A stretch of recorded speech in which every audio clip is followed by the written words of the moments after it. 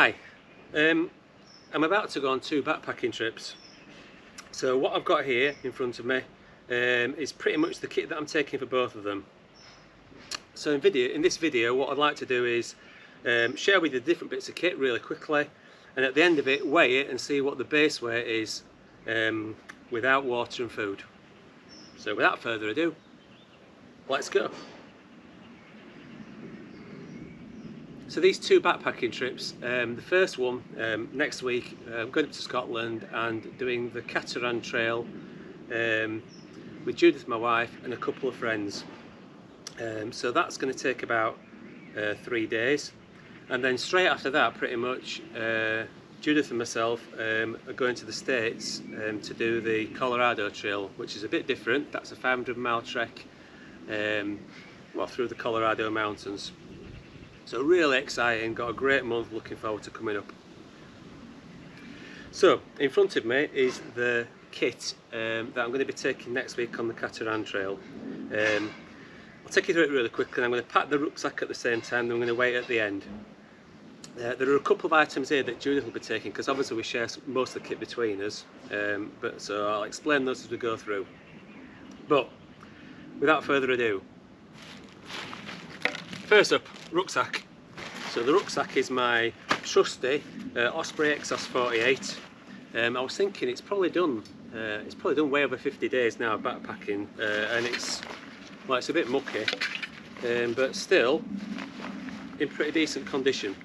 So yeah, still really good, really comfy. Love this rucksack.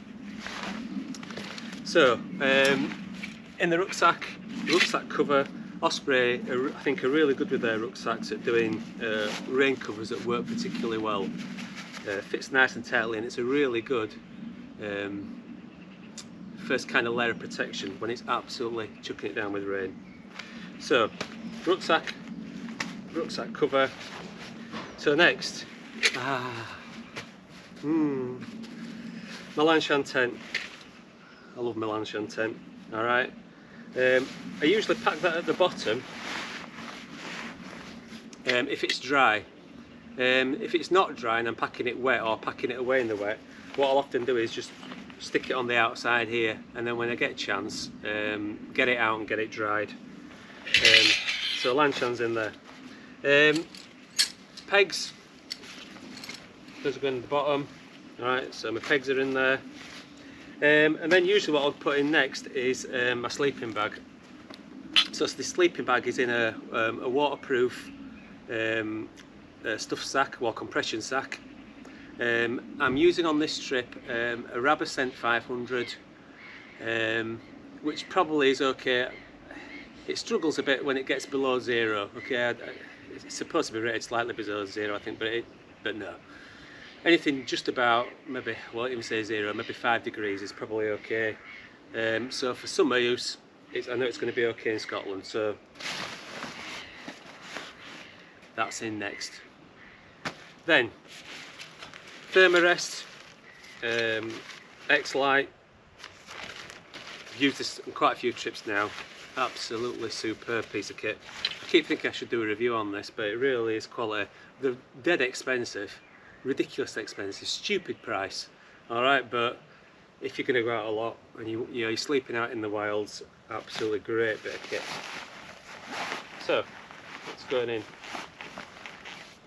Next. So then, my food. Oh, I've got to sit down. Get to my age and your knees get sore. Then my sleep system. See, my head's gone already now. My cooking system is a set of titanium pans that I've got from Alpkit. So I've got the mug. I've got a pot that I use for Judith's food. So if I was solo backpacking, I wouldn't have that. And then I've got my pot as well. The bigger Daddy Bear's pot from Goldilocks. Sorry. Anyway, so those are the pans that I'm taking, and then I've got this really lightweight, sort of 25-gram burner that I've used on my last couple of trips, which seems to work really well. So again, it's something I might do a review of after this next trip. Alright, so that's really lightweight, like that. That goes in there. And I put a little pan scrub in as well, just so I can give the pans a good scrub out during the trip. So that is going in here now. And that sits down and you sat nicely. Oops, forgot that one pan. Along with my gas canister. For the Scotland trip next week, one gas canister is going to be fine. For the Colorado Trail, we're going to need a lot. Alright, but we'll probably go to some resupply towns to get that sorted out. So gas is in. The spork. Whoever invented the spork deserves a medal. Brilliant bit of kit. So that's all my kind of cooking, eating equipment. So next, well, I'm a bit old school of course still, so I'm still on a map and compass. To be fair, what I usually do is usually stuff this down the outside and do this.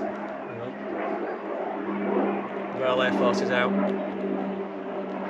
I usually stick that down in Judith's rucksack so I can get out real easy to read it, but if she complains, it just goes in the lid of my rucksack.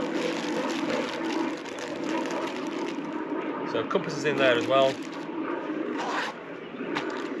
My luxury item is this little Garmin E-Trex 10. I don't use it to navigate with, all I use it for is I like to know how far I'm travelling, you know, how many kilometres we've done.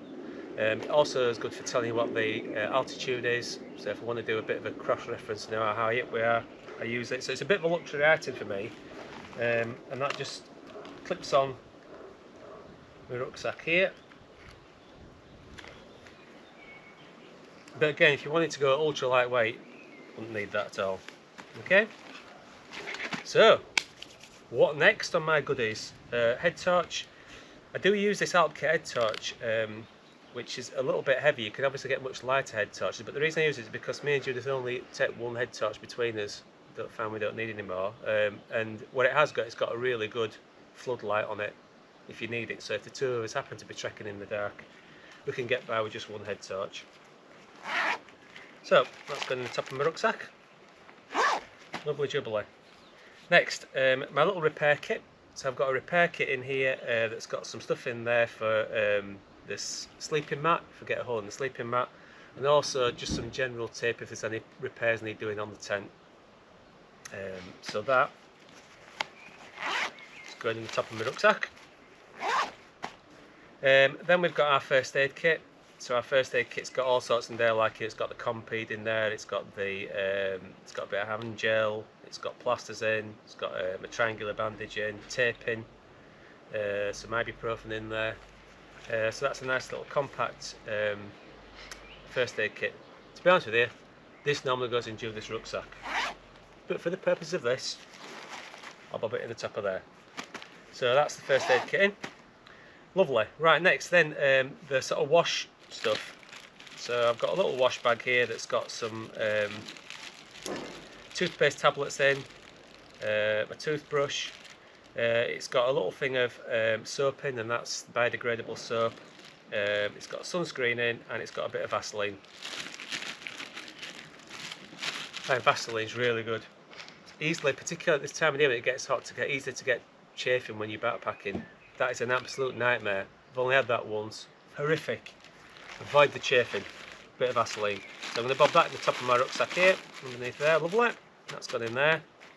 And with my wash thing, I've got a little towel as well. Alright. And I'll often just put my towel on the outside bit of my rucksack there. That goes nicely in there. Next, now then, the toileting kit. So in our toileting kit, we've got some wipes, we've got some toilet roll, and we've got some nappy sacks. What we do at the moment, me and Judith, is I've done this for a few years now, is we make sure that any toilet roll or in this case wipes that we use, they go in a nappy sack and we pack them back out with us. So we'll bury our human waste in a nice big hole and cover that over, but everything else gets put in a nappy sack and brought back home with us. Reason for that, there's nothing more that I hate when I'm in the outdoors and you get loads of, you know, see toilet paper. Does me head in. So we pack it out with us now. So my trowel is going down the side here, and the toilet and stuff going down the inside pocket. Just when I need it. Right, next, what have I got now? Ooh, my pillow. Oh, I think I forgot my pillow. Brilliant. Camping pillows. Only started using them. It was Judy who got me using camping pillows. Yeah, fantastic. Never used them before. If you've ever tried to make up your own pillow with a jumper and stuff, it's always really uncomfortable. But they're great. Now then, where am I now? Oh, water. So on the Scottish National Trail, on the Scottish backpacking trip we're doing next week, I'm going to have one big 1.5 litre bottle that'll fill up, and that'll do for any sort of longer carries. And I've got a small little Ron Hill running flask. These are great, these, because they're really collapsible, totally collapsible. You don't want to use them, so they take up no space. Really light, and I'll probably just fill that and have that just for me to drink as I go along. Fill it up as necessary. Maybe put an electrolyte drinks tab in there if it's a really hot day. And then finally with the water thing, I've also got, in this case, I've got a small Sawyer Mini that I'm using. And I tend to, just in case now, take a water filter with me. I'm a bit more conscious now of some of our water sources not perhaps being as clean as they used to be, particularly in more popular areas. But also on the Cateran Trail we're doing next week, I know we're going through some farmland, so I'm just going to make sure I've got a water filter in case. Right, next, where am I now? Waterproofs. Well, no, I'll do my waterproofs in a minute. I'll probably next put in my rucksack, probably go in will be my spare clothes. So let's have a look at the spare clothes. So my spare clothes, I'm going to put them in a dry sack. I've got spare socks, my spare undies, which are nice, those nice ones that dry out really quickly. There it is. My Ron Hills. I'm always in Ron Hills, me. My wife says she's going to be better than me in Ron Hills. Not that I'm going to care really, I'm not going to know as much about it anyway. A spare shirt. So that's my kind of dry clothes, so that if I get really wet during the day, I can change into, and I've got something, you know, dry at night. So that's my dry set of clothes. And then for a bit of extra warmth, I'm going to put in there my sort of lighter weight duvet jacket. It's not a really heavyweight one, it's a pretty light one. Just give it a bit of a squash. If I put a bit more of an effort in, I'm sure I could get this a bit smaller. But for the purposes of this, it'll be absolutely fine. So spare clothing is in there as well, with my warm clothing. So next, let's do the waterproofs. For the waterproof trousers, I think they're Alpkit, what they're called, Alpkit Gravitas or something. I don't know. But they're really light. They call them their running waterproofs. Really good. I've really liked these so far. They've been really good. Nice and lightweight. Packed really small. Super duper. And then my jacket. And again, if you want to, I've done a review on my channel of this jacket. There are a couple of reviews of it. This is the Ron Hill mounted equipment Gore-Tex, whatever it's called, shake dry jacket, which has just been superb. Lovely, lovely jacket. Top quality, and just weighs nothing. It's about 150 grams. But I've done a review on my channel of it if you want to have a look at that. Top backpacking jacket, that. Right. Next. Oh cracky! I've nearly got everything's nearly in already. So couldn't go to Scotland, could you, without the obligatory midge net. So midge net's going in alongside some midge coils and smidge, which I've probably found to be the best so far, I think, of keeping the midges off. Those midge coils as well, although they won't get rid of the midges altogether, they do work quite well if you put one in the door of your tent. It does keep them at bay to some extent. Not 100% like, but to some extent. Okie dokie, then headgear. So I've got my woolly hat, you know what I mean, warm hat, some gloves, a buff, and a cap in case the weather's like it's today. What's happening here with the weather? It's supposed to be raining today. Top quality. So, got my hat and gloves and everything in there. If it was absolutely chucking it down with rain, I would put those in a, they would go in a little dry sack. Then, in there, this nice brightly coloured dry bag is my phone and my wallet.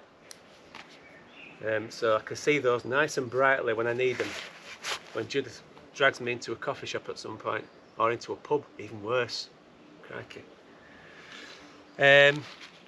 My spare sort of GoPro stuff. I've actually got a GoPro in here, and the spare batteries, and also spare batteries for the head torch if I need to use those. And in there I've got my charging cable as well, so that's my kind of charging cable, extra battery stuff. And then my sunglasses, I should be wearing these today really, shouldn't I? My sunglasses. Look, I've just bought these, they're brand new. Got them brand new, they've still got a little tag on them. Look at that. Oh. So, sunglasses as well. So all that fits really nicely in the top of my rucksack. You can see I've still got, you know, if I needed to, I've still got some space there. Right? I could fit some more stuff in there if I need to. But we're packing light. We don't want to be taking extra stuff. But anyway, that goes nicely in there.